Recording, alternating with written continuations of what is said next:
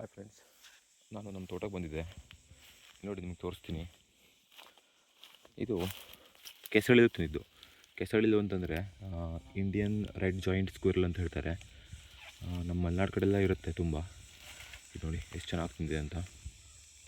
ಈ ಥರ ಹೋಲ್ ಮಾಡ್ಕೊಂಡು ಒಳಗಡೆ ಕೈ ಹಾಕಿ ಕಾಯಿ ತೆಕ್ಕೊಂಡು ತಿನ್ನುತ್ತೆ. ನೋಡಿ ಈ ಥರ ಪೀಸಾಗಿ ಕಟ್ ಮಾಡುತ್ತೆ. ನೋಡಿ ಇಷ್ಟು ಚಿಕ್ಕ ಪೀಸ್ ಕಟ್ ಮಾಡಿ ಈ ಥರ ತಿನ್ನುತ್ತೆ.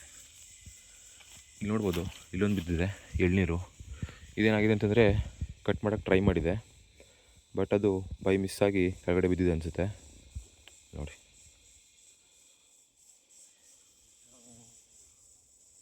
ತುಂಬ ತಿಂದಿದೆ ನಮ್ಮ ತೋಟದಲ್ಲಿ. ಇವರು ಹಾವಳಿ ತುಂಬ ಇದೆ. ಇಲ್ಲಿ ನೋಡಿ ಎಷ್ಟು ಬಿದ್ದಿದೆ ಅಂತ.